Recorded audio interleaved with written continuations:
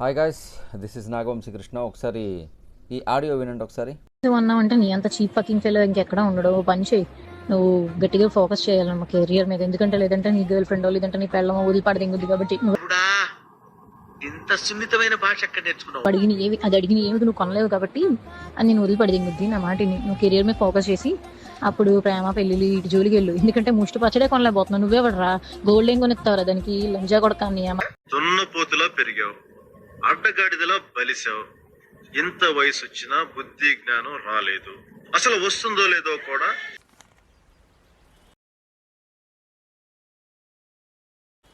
What is this? Beer.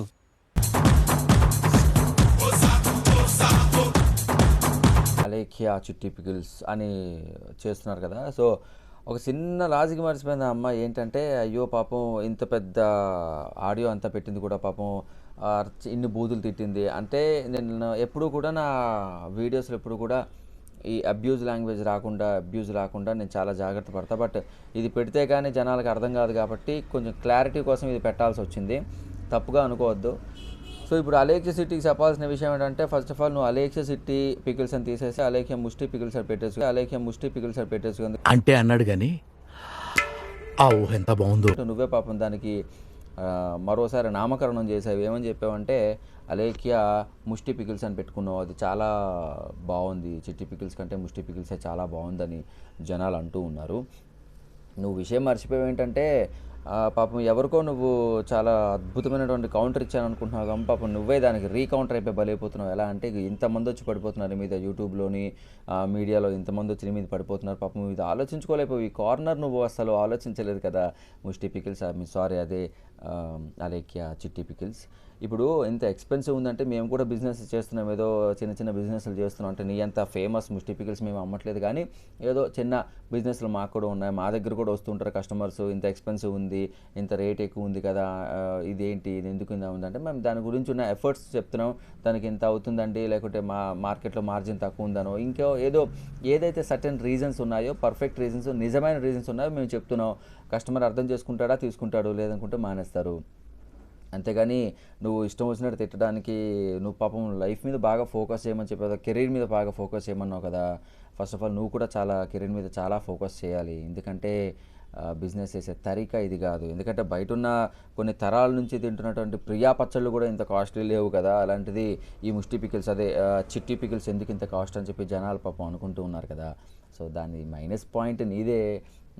అది కొంచెం నువ్వు కెరీర్ మీద బాగా ఫోకస్ చేయాలమ్మా. ఎందుకంటే రేపొద్దున అంటే మీకు పెళ్ళిందో లేదో నాకు తెలియదు. ఇఫ్ ఇన్ కేస్ పెళ్ళి కాకపోతే పెళ్లి సంబంధాలు చూసేటప్పుడు ఈ ఆడియో కానీ పాపం సార్ విన్నారంటే కొంచెం కష్టమే.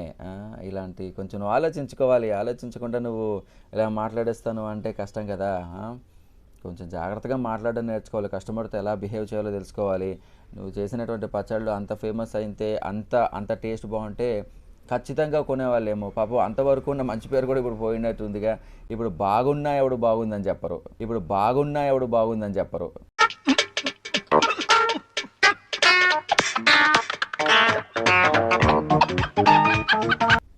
అది పెద్ద మైనస్ నీకు. కెరీర్ మీద చాలా ఫోకస్ చేయాలి నువ్వు కూడా. ఎలా మాట్లాడుతున్నాం, మేము మాట్లాడుతున్నాం అది కూడా చూసుకోవాలి కదా.